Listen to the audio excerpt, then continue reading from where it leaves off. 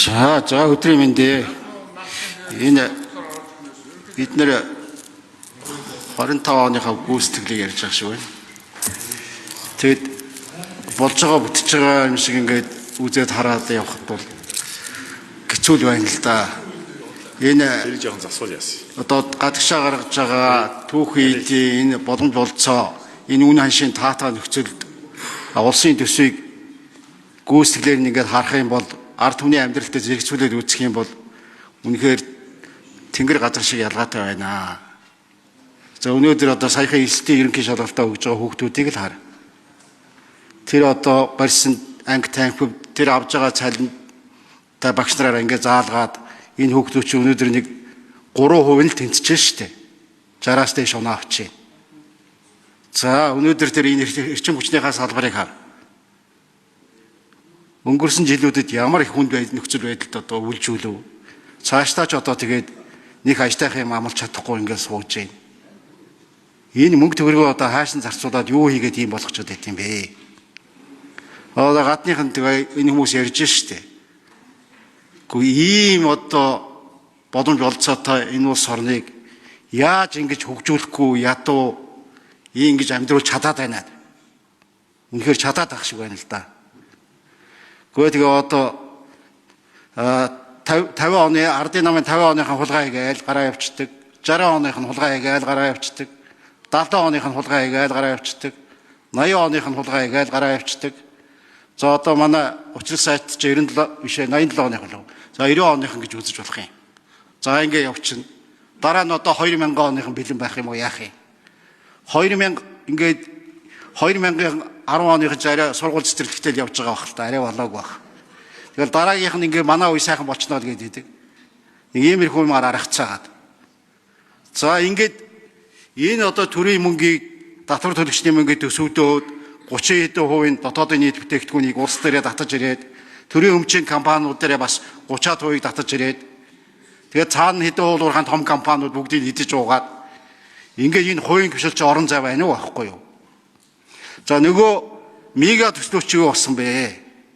24 25 онд маш гоё мега төслүүд хэрэгжүүлнэ. Улс орон ингээс ихчнээ хөгжнө гэсэн тэр юу болсон бэ?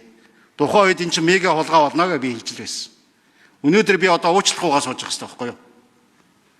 Одоо энийг ярьдаг хүн хинч байхгүй. За энэ өмнө Солонгос яагаад хөгжиж байгаа? Тэр ерөнхийлөгчдөө хариуцлага тоосч ядж байна. Тэргүүн гадагтай нь одоо 7 жилийн ялаавал явж байна. Тэр цүнх одоо авсан идлөө шүү дээ. За манад яаж гинэ? Нэг дуурайгаад байдаг Сингапурын Ликвай юучин улс орноо хөгжүүлээд өөрийнхөө тэр намынхаа нөхдүүдийг хуулийн хариуцлага тооцоо явуулсан байна. Тэгээ манайхаа яадаг вөхөр Ликвай юу тэр замыг сонгоцсон. Нөгөө нэг зам нь бол авилга хулгаатайгаа эвлэрээд явах байсан. Тэгээ ард түмнээ өгөөсгээд энэ замыг одоо манайхан сонгоо яваадах юм аа.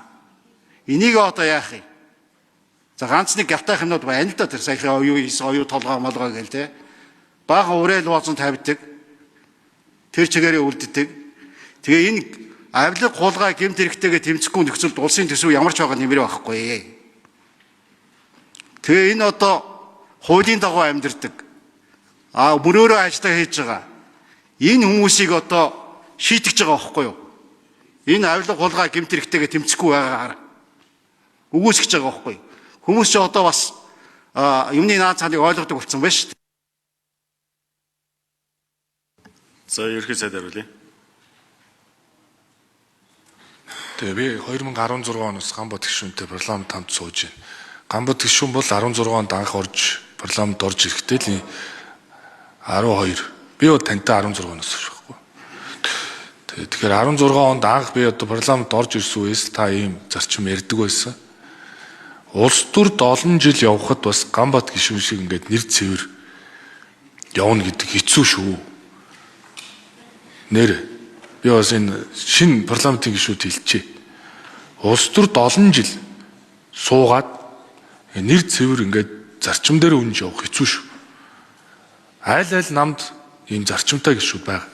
Гамбат гишүүн шиг олон гишүүдтэй байсан бол бид бол хулгаад ялагдахгүй байх байсан гэж би боддог. Энэ бол бас үнэн чин сэтгэлийн үг. Тэг Гамбааха би тантай уулзахдаа бас хэлж ирсэн. Би унаад босоод бас урууд жөгсөж яваа хүн.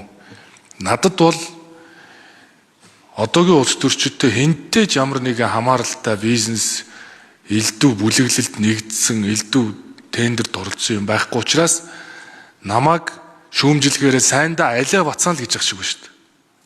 Өөр сэдв байхгүй шүү дээ. Би чинь атман танихгүй. Би чин сэтгэлийн үг шүү дээ. 92 оныг та санаж гин үг. Би яаж санах юм бэ?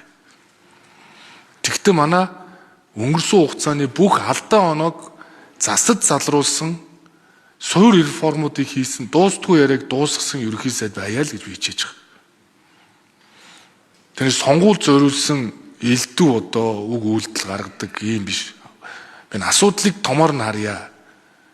Бидний бас энэ залуу үеийнхээ өөр болсон байна. Сая оюутлогоо хэлцээр дээр ч харагдаж. Им ашиг сонирхолгүй, зарчимтай, тооцоо судалгаатай, асуудлыг суурьаар нь хардаг, дэлхийн хилээр ширээний ард суугаад ярьдаг шинэ үеийн залуучууд энэ 17 жилийн хугацаанд төрж гарсан байна шүү дээ. Бид эдний дэмжлэгтэйгээр бид нэр ороонотож гэрээ хийсэн, сая оюутлогоо хэлцээрч ялж байгаа байхгүй. Гэхдээ 17 жилийн өмнө тухайн үеийнхэн бол зүтгэсэн. Гэхдээ энэ 17 жилийн хугацаанд тэр дэлхийн том компанитай нэг хэлээр ярьж мадлуулахгүй байх энд ингээд сууж байгаа энэ олон төрлийн албаа агч нар бий болсон юм шүү дээ. Тэгээ энэ төрлийн албаа агч нарыг бид нар хайрлж хамгаалж явж чадвал би бол хинтээ ч хилцээр хийж чадах юм байна гэдэг урам бас орчоод байгаа шүү. Хулгаад ялагдахгүй мэн гэдэг юм урам орчоод байгаа. Бүр чадaltaй олон залуучуудыг би урьж оруулж нам харгалзахгүйгээр зөв хүмүүсийг бүрдүүлж би 28 онд бол би айгу гэрэлдээ ирээдүг хараад байгаа. Тийм учраас Гамбааха тэгээ тань шиг одоо олон хүмүүс орж ирэх ёстой. Тэгээ зарчимтай хэдүүл урагшлах ёстой.